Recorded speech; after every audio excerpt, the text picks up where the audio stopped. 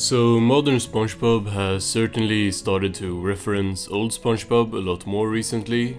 From Nosferatu, The Strangler, Kevin and others returning, they have also begun making sequels to classic episodes. Now, this has not been super successful so far, with Squiddiot Box being viewed as one of the worst recent episodes, but today we are taking a look at PL 1413.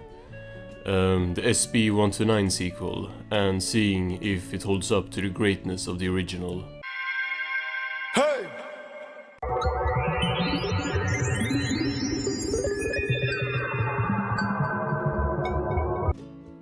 So yeah, absolutely no question about which episode this is a sequel to.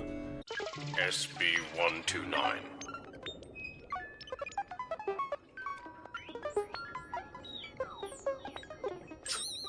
But actually, this episode doesn't start by taking inspiration from SP129, but instead by ripping off another episode. Time capsule ceremony! It's important that future generations know what made Bikini Bottom special! I have no idea why they would choose to do that, but this is already an episode. Like, there is a whole season 7 episode, with the plot being literally this. Capsule Spectacular! That's right, in 50 years, your donated treasures will be unearthed for future generations to enjoy! It's the same thing. Also, this is not the Bikini Bottom mayor, right? I mean, it is, I guess, since Sandy walks up on stage and calls her that, but I don't know, guess there was like a new election or something.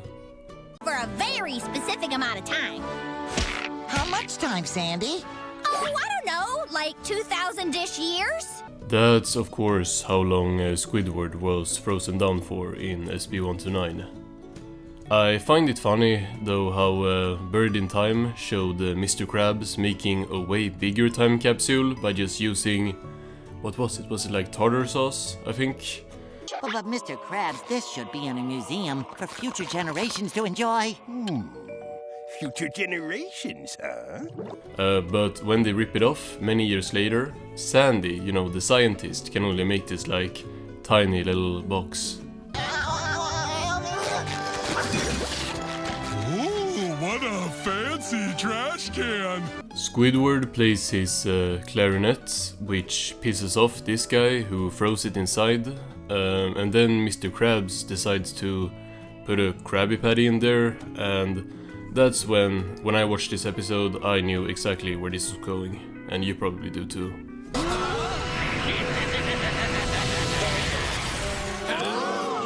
You fools! Krabs just closes the door on him, which not only is a stupid decision with the Krabby Patty being inside, but it's also like kinda evil. Like, realistically, wouldn't bro just die? Be a can opener or something, quick! Well, guess we have to wait until it opens up. I'll see you later. Nice to know that their loving relationship from Tango Tangle meant nothing and they once again don't care about each other. We get the time card for 2000-ish years later. Surviving on this patty one molecule at a time, I finally cracked the secret formula! That does not make a lot of sense. But it's SpongeBob, so like, who cares? Next they remember this isn't a Buried in Time sequel, but the SP129 sequel.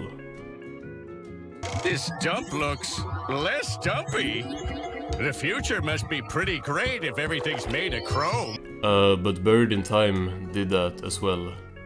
Cause also in that episode, the characters got stuck inside the time capsule, Patrick, SpongeBob and Squidward, but Plankton was also in there cause he like broke in there later. But in here they talk about how they think the future Bikini Bottom would look like.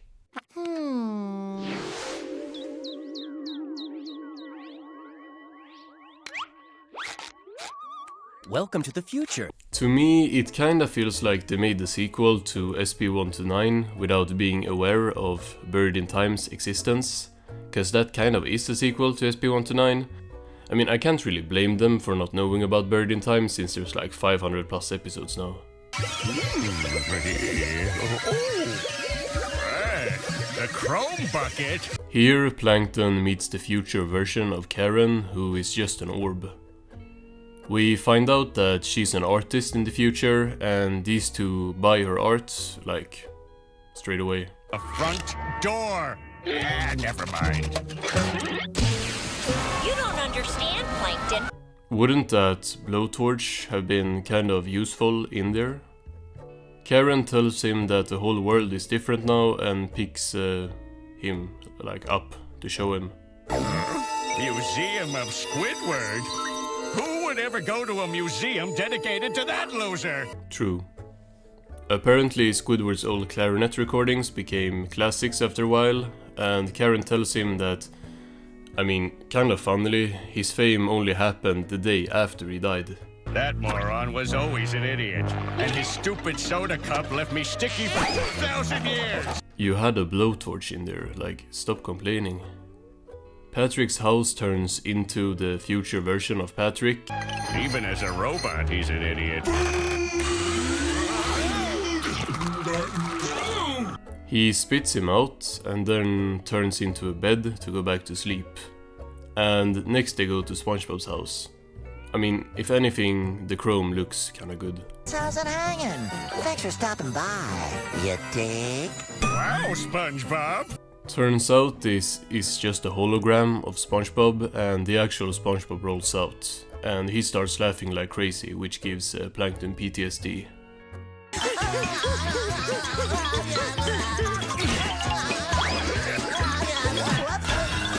Plankton runs back to the house to tell Karen that the future is awful and that he knows the secret formula so they can take over this horrible timeline. The Chromie Crab? Permanently closed due to rust? Unfortunately, or fortunately, I don't know whose side I'm on here, everyone knows the formula in the future. And they can like generate their own Krabby Patties in seconds. I just want to go back to all the people I hate. I know someone who might be able to help. Plankton notices that her dome looks exactly the same. Karen tells him that Sandy might not be exactly as Plankton remembers her, which I thought might mean she was in hibernation, which would make sense, but no, it's so much worse. Sandy? Are you in there? My reaction exactly. Nah bruh, Camp Coral has literally ended. Are they just gonna start using all those assets here now? What the? How did you get younger? Oh, I've just been jumping through the ages since summer ended at Camp Coral. Is that a reference to the show ending? By the way, smoking on Camp Coral, that show sucked. I had a video about it that was like 40 minutes long, covering the whole show. But then they dropped more episodes, this was a while ago, and I just really didn't want to watch them, so I never finished the video. Please take me back to the present! Please! I hate the future! I hate it! I hate Sandy's Camp Coral model.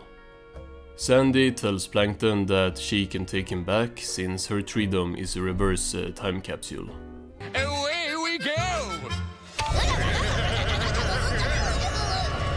So long, Karen! They go back in time, and Karen pops out as the show remembers that cucking is an important plot point for modern SpongeBob. I thought he'd never leave. Now lay some chrome on me, baby. Proof that Karen is only happy with Plankton when he's in another form. Plankton and Sandy teleports back as Plankton is very happy to be back. Forget that secret formula. Hold still while I activate my memory erasing device. Your what? Was bro even thinking about the formula?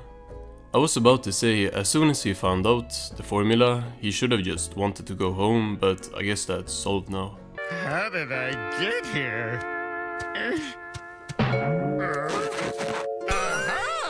He does the same thing again, just go to the Krusty Krab now instead.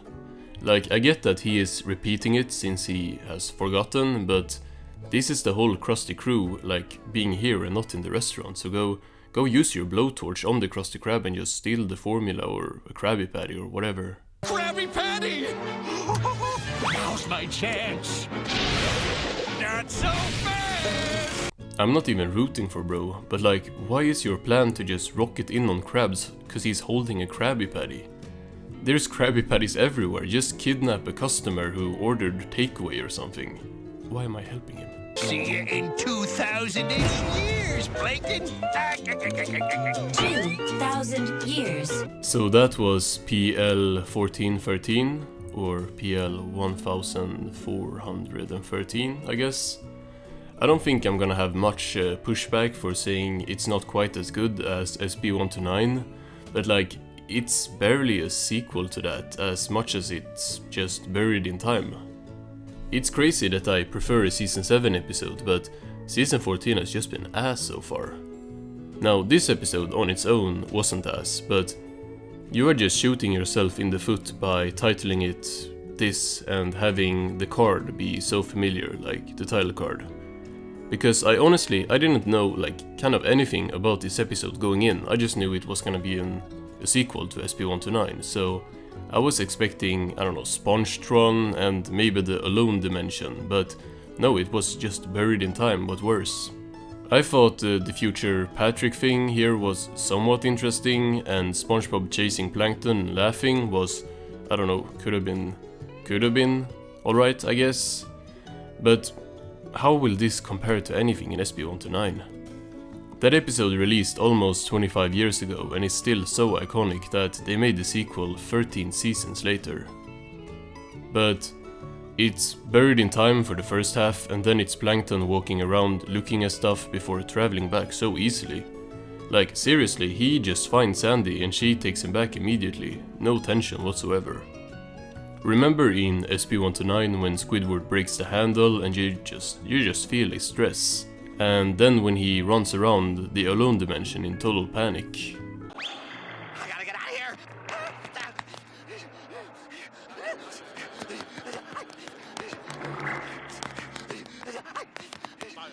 Where's the time machine? Where is anything? I don't know, I would say that this is probably one of the SpongeBob episodes I watched. It's a season 14 episode. There's characters in it, stuff kind of happens. I mean, I wouldn't even say that, but like, it's an episode. It's a SpongeBob episode.